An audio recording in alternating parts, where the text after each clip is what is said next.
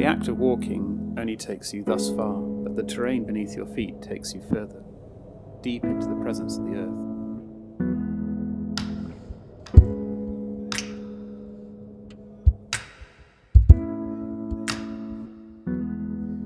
My name's Adam Buick and I'm a ceramic artist.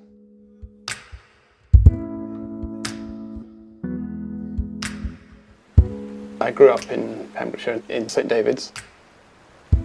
I was always immersed in the sea and the cliffs. It's just like our playground when we were young.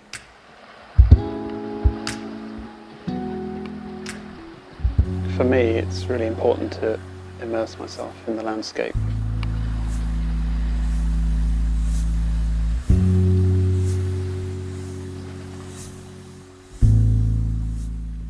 In my work, I make a connection to the landscape by using materials that I find and I collect from places that are significant to me. I've always had a love of geology, so I got a basic knowledge of different rock types. Partly from growing up here and living here, I know a lot of where different rock types and things are. I then use that knowledge of the landscape to go to certain areas and collect certain slates or igneous rocks or clays.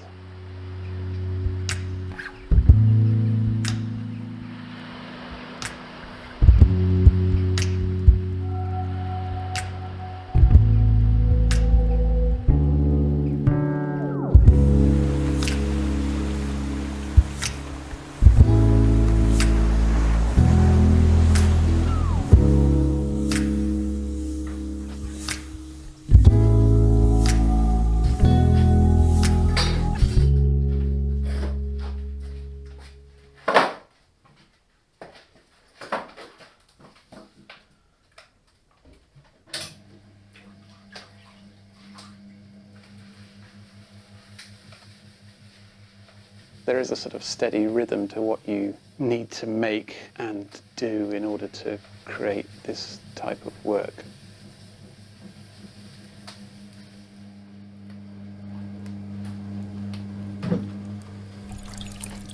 Throwing, particularly throwing large work, is quite sort of meditative, and you need to be quite centered and calm in order to physically make the work.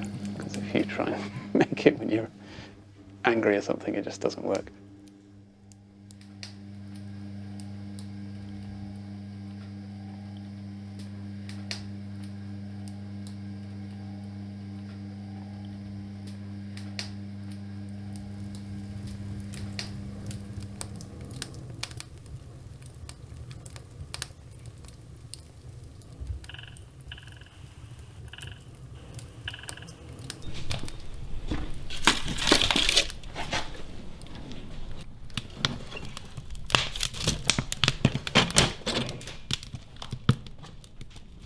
I'm normally making work over a sort of 6-8 week cycle where I make a whole body of work and then it goes into the kiln.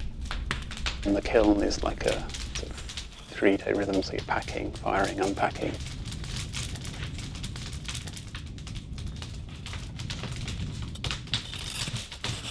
And then within that, the kiln, firing the kiln itself, you're putting wood in every few minutes and stoking and sitting there, and actually that's a really nice time to reflect on what you've been making and what you might make next.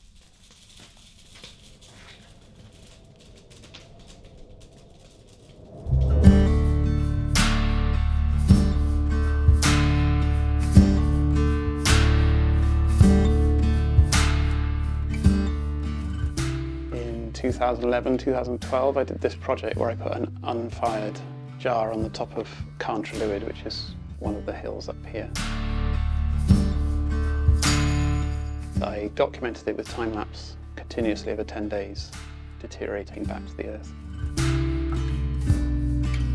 That was obviously a hugely elemental piece, and once I'd put the time-lapse together, it was quite amazing to see how weather and change and everything impacted on the piece. I started to think about that more in my work.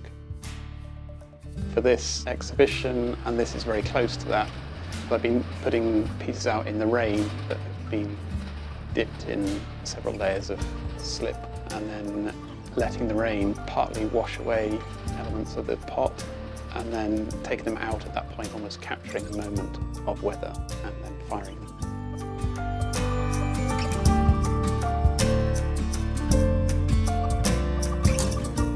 And I've done a similar thing with wind-blown sand on the beach. I dip the pot in wet slip and put it onto the beach, and the wind-blown sand sticks to the surface of the pot.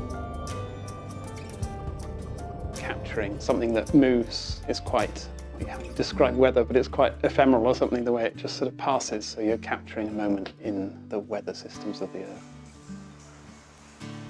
Continue with the Earth-to-Earth theme. I've taken an unfired pot and I've put it into a rock pool, floating in a rock pool, and it slowly deteriorates and sinks to the bottom of the pool.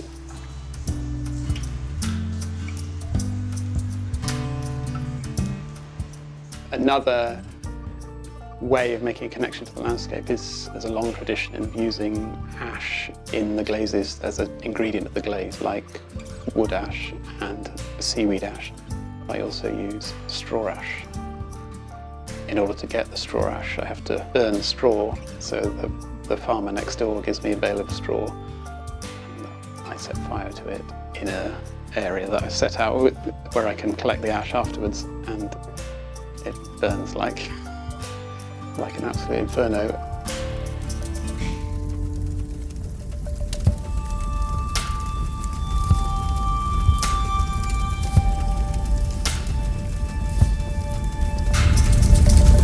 When you're making work that's actually interacting with the forces of nature, then you have to be very in tune with what's happening around you, with the tides and the weather and the wind, and knowing when's the best moment to put a piece into those environments.